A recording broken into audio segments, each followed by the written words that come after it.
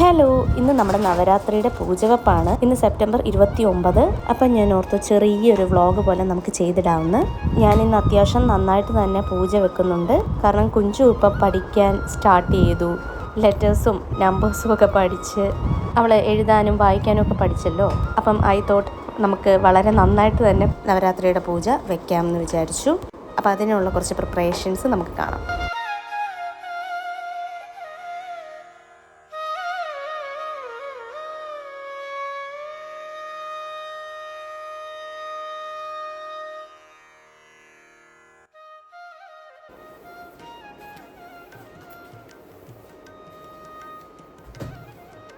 നമ്മൾ ഇന്നലെ ഒന്ന് തൂത്തതാണ് കേട്ടോ. തൂക്കുകയും ചെയ്ത് തുടക്കുകയും ചെയ്ത് മൊത്തം ഒന്ന് ഡീപ് ക്ലീൻ ചെയ്തതാണ്.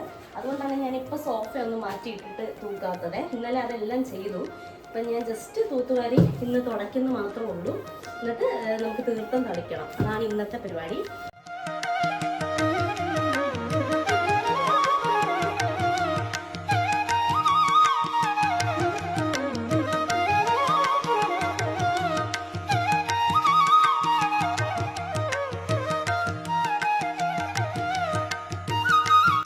അങ്ങനെ ഞാൻ എല്ലായിടവും ക്ലീൻ ചെയ്ത് കഴിഞ്ഞു.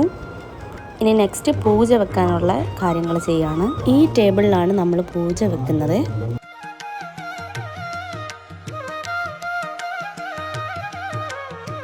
ഞാൻ ദാ കുളിച്ചു റെഡിയായി. നമ്മൾ രാവിലെ കുഞ്ഞുവിനെ സ്കൂളിൽ വിട്ടിട്ടുണ്ടായിരുന്നു. അവർക്ക് വിജയദശമി സെലിബ്രേഷൻ ഉണ്ടായിരുന്നു ഇന്ന് കേട്ടോ. അപ്പോൾ പട്ടുവാടയും ബ്ലൗസും ഒക്കെ ഇട്ട് രാവിലെ അവളെ വിട്ടു. അപ്പോൾ ഇനി അവളെ വിളിക്കാൻ പോകണം നമുക്ക്. അപ്പോൾ അതിന് മുമ്പായിട്ട് നമുക്കിന്ന് എന്തായാലും രാവിലെ കുളിക്കണ്ടോണ്ട് ഞാൻ കുളിച്ച് റെഡിയായി. നമുക്ക് കുറച്ച് നേരത്തെ ഇറങ്ങിയിട്ട് വൈകുന്നേരം പൂജ ചെയ്യാനുള്ള കുറച്ച് പൂജാ സാധനങ്ങൾ വാങ്ങിക്കാനുണ്ട്. അപ്പോൾ അതും കൂടെ വാങ്ങിച്ച് തിരിച്ച് വരുന്ന വഴി അവളെയും കൂടെ വിളിച്ചുകൊണ്ട് ഇങ്ങോട്ട് വരാമെന്നാണ് വിചാരിക്കുന്നത്. അപ്പം നമുക്ക് സ്ഥിരം വരുന്നൊരു ഓട്ടോ ഉണ്ട്. ആ ചേട്ടനോട് പറഞ്ഞിട്ടുണ്ട്. ആ ചേട്ടനിപ്പോൾ വരും. അപ്പം നമുക്ക് നേരെ പോയി സാധനവും വാങ്ങിച്ച് കുഞ്ചുവിനെയും വിളിച്ചുകൊണ്ട് തിരിച്ചു വരാം.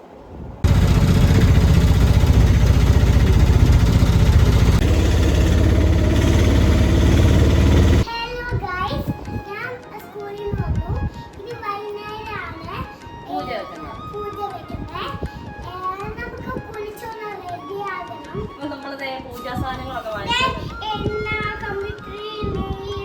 കമ്പിത്തിരി അല്ല, സാമ്പ്രാണിത്തിരിയാണ്. നല്ലെണ്ണ, സാമ്പ്രാണിത്തിരി, നെയ്യ്, പൂമാലയ്ക്കുള്ള പൂവ്, താമരമൊട്ട്, കൽക്കണ്ട അല്ലടാ ഇത് കർപ്പൂരം, കൽക്കണ്ടവും മുന്തിരിങ്ങ നമ്മൾ വാങ്ങിച്ചിട്ടുണ്ട്. പിന്നെ ശർക്കരയുണ്ട്, അവില്, മലര് എല്ലാം വാങ്ങിച്ചിട്ടുണ്ട്. പൂജയ്ക്കുള്ളത് പഴം എല്ലാം ഉണ്ട് കേട്ടോ. അപ്പം നമുക്കിനി ഇതെല്ലാം ഇവിടെ ഒന്ന് കുളിപ്പിച്ച് സെറ്റാക്കിയതിന് ശേഷം എവിടെയെങ്കിലും നിർത്തിയിട്ട് നമുക്കിതെല്ലാം അറേഞ്ച് ചെയ്യണം. ആദ്യം തൊട്ട് ടേബിളിൽ വിരിച്ച് ഫോട്ടോസൊക്കെ വെച്ച് അറേഞ്ച് ചെയ്യണം. എന്നിട്ട് ആ സമയമാകുമ്പോൾ നമ്മൾ ബുക്കൊക്കെ കൂടെ എടുത്ത് വെച്ച് പൂജ ചെയ്യും.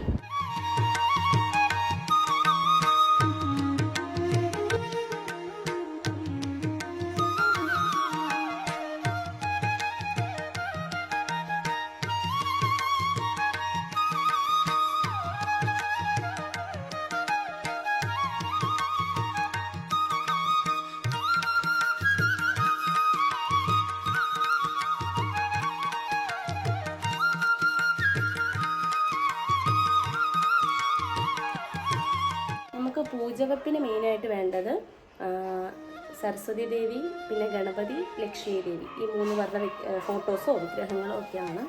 അപ്പം നമുക്ക് ഇവിടെ സ്റ്റാരി വെക്കാനായിട്ട് വേറെ സ്പേസ് ഒന്നും ഇല്ലാത്തതുകൊണ്ട് ഞാൻ ആ 3 ഫോട്ടോസ് ഇതിനകത്ത് പൂജാമുറിക്കകത്ത് അറേഞ്ച് ചെയ്യാനാണ്. ബാക്കി ഫോട്ടോസ് അല്ലാതെ നമുക്ക് പുറത്ത് എവിടെയെങ്കിലുമൊക്കെ ആയിട്ട് ഇതിനോട് ചേർത്ത് തന്നെ വെക്കാം. അപ്പം അങ്ങനെ അറേഞ്ച് ചെയ്യുകയാണ് പറ്റുള്ളൂ. കാരണം ചാരാനായിട്ട് നമുക്ക് കിഴക്കോട്ട് ദർശനവും വേണമല്ലോ. അപ്പോൾ ചാരാനായിട്ട് വേറെ സ്ഥലം ഇല്ലാത്തതുകൊണ്ട് അങ്ങനെയാണ് അറേഞ്ച് ചെയ്യാൻ പോകുന്നത്. നടുക്കായിട്ട് സരസ്വതി ദേവിയാണ് വെക്കേണ്ടത്. അപ്പം നമ്മൾ തുടച്ച് വെച്ചിട്ടുള്ള സരസ്വതിയുടെ എനിക്ക് ഗിഫ്റ്റ് കിട്ടിയൊരു വിഗ്രഹമാണ് കേട്ടോ. അപ്പം ഇത് വെക്കുകയാണ് ആദ്യം. ഇനി നമുക്ക് ഗണപതിയെ വെക്കുക വലത്തെ ഭാഗത്ത്. ഗണപതിയുടെ ചെറിയൊരു വിഗ്രഹം ഉണ്ടല്ലോ, അതാണ് വെക്കുന്നത്. പിന്നെ ലക്ഷ്മി ദേവിയുടെ വലിയ ഫോട്ടോയാണ് കേട്ടോ. ഇതിനകത്ത് കയറുമെന്ന് അറിയില്ല, നോക്കാം നമുക്ക്. ഭയങ്കര വലിയ ഫോട്ടോയാണ്, അതാ നോക്കി, വലിയ ഫോട്ടോയാണ്. അപ്പോൾ ഇത് നമുക്ക് ഇതിനകത്ത് വെക്കാം. ഞാനൊരു വിധത്തിൽ അത് അഡ്ജസ്റ്റ് ചെയ്ത് പൊസിഷൻസ്, സരസ്വതി ദേവിയുടെ വലത് ഭാഗത്താണ് ഗണപതി വന്നത്, ഇടത് ഭാഗത്ത് ലക്ഷ്മി ദേവി, അങ്ങനെയാണ് വെക്കേണ്ടത്. അപ്പം ഞാനത് ഇവിടെ സ്പേസ് കുറവായതുകൊണ്ട് അഡ്ജസ്റ്റ് ചെയ്ത് വെച്ചിട്ടുണ്ട്. നമുക്ക് വേറെ ഇതല്ലാതെ ഇവിടെ എങ്ങും നിങ്ങൾക്ക് കാണുവാണെങ്കിൽ മനസ്സിലാവും സ്പേസ് ഇല്ല. കിഴക്കോട്ട് തിരിച്ച് വെക്കണമെങ്കിൽ ടി വിയും ടി വി സ്റ്റാൻഡും ഒക്കെയാണ്. അപ്പോൾ വേറെ സ്പേസ് എങ്ങും ഇല്ലാത്തതുകൊണ്ട് ഞാൻ ഇവിടെ അഡ്ജസ്റ്റ് ചെയ്ത് വെച്ചിട്ടുണ്ട്. നമ്മളിപ്പോൾ ചോറ്റാനിക്കര അമ്മയുടെ നാട്ടിലാണ്, ചോറ്റാനിക്കരയിലാണ്, തൊട്ടടുത്താണ് അമ്പലം. അപ്പോൾ എന്തായാലും ചോറ്റാനിക്കര അമ്മയെ ഞാൻ വെക്കും. അപ്പം ഇത് ഭയങ്കര വലിയ ഫോട്ടോ ഫ്രെയിം ആയതുകൊണ്ട് ഞാൻ ഈ ചെറിയ ഫോട്ടോ ഫ്രെയിം വെക്കുകയാണ് കേട്ടോ. കർപ്പൂരം ഒഴിയാൻ വേണ്ടി ആദ്യം ഭസ്മം ഇട്ടതിന് ശേഷം അതിൻ്റെ പൊക്കത്താണ് കർപ്പൂരം ഇട്ട് കത്തിച്ച് ഒഴിയുന്നത് കേട്ടോ. അപ്പം ഞാനത് ചെയ്യാണ്. വിളക്കിൽ നെയ്യാണ് ഞാൻ ഒഴിക്കുന്നത്.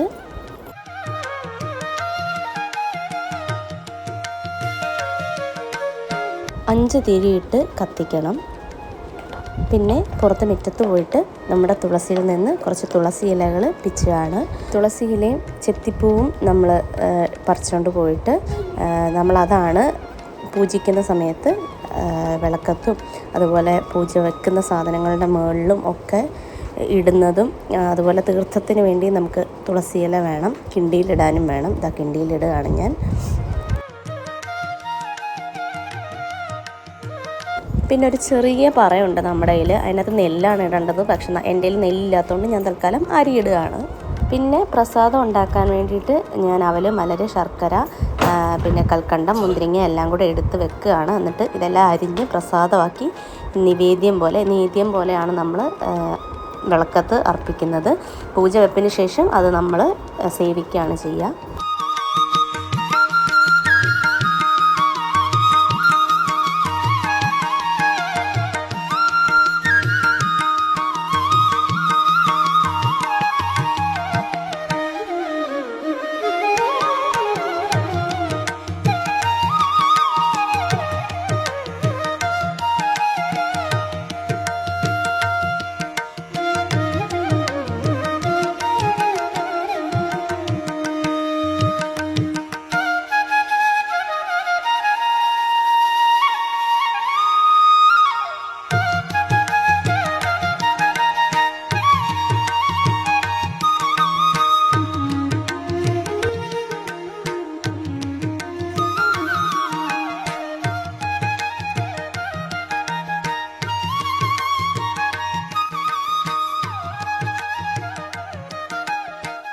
പിന്നെ അതെല്ലാം ഒന്ന് അറേഞ്ച് ചെയ്ത് വെച്ചതിന് ശേഷം മുറ്റത്തിറങ്ങിയപ്പോൾ എന്താ നമ്മുടെ പേരയ്ക്ക കുറേ എണ്ണം പഴുത്ത് കിടപ്പുണ്ട്, പഴുക്കാറായി മൂത്ത് കിടപ്പുണ്ട്. അപ്പം നമ്മളതെല്ലാം പറിച്ചു.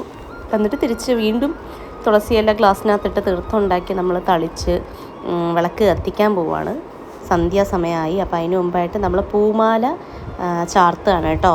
സരസ്വതി ദേവിയിലും ലക്ഷ്മി ദേവിയിലും ഗണപതിക്കും പൂമാല നമ്മൾ ചാർത്തുകയാണ്. ഞാൻ വീണ്ടും പോയി ഒന്നുകൂടെ മേലൊക്കെ കഴുകിയിട്ട് വന്നിട്ടാണ് വിളക്ക് എടുത്ത് കൊളുത്തുന്നത്.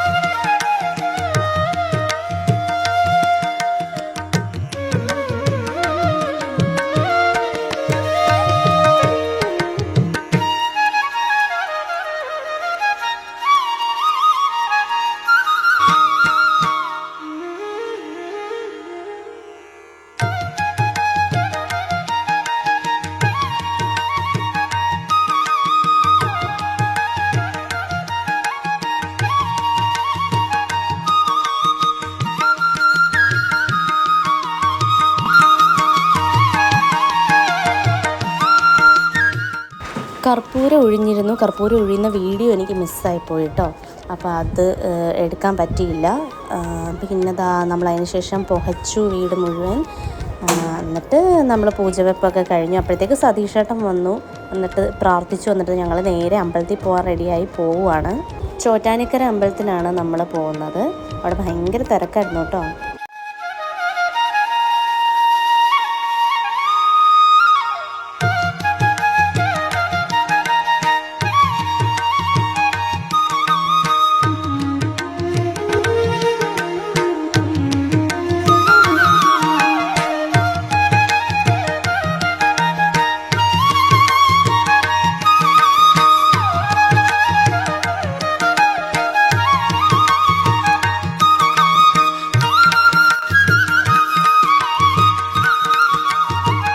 അവിടെ 2-3 സ്റ്റേജുണ്ട്. എല്ലായിടത്തും പ്രോഗ്രാംസ് നടക്കുന്നുണ്ട്. തിരുവാതിരകളി, ഭരതനാട്യം, കച്ചേരി, അങ്ങനെ പലതും നടക്കുന്നുണ്ട്. അങ്ങനെ നമ്മൾ പ്രാർത്ഥിച്ച് അതൊക്കെ കുറച്ച് നേരം കണ്ടിട്ട് നേരെ തിരിച്ച് വീട്ടിലേക്ക് പോകുന്നു. അപ്പോൾ അത്ര ഉള്ളായിരുന്നു നമ്മുടെ വിജയദശമിയുടെ വ്ളോഗ്. എല്ലാവർക്കും ഇഷ്ടപ്പെട്ടെന്ന് വിചാരിക്കുന്നു. Thank you so much for watching.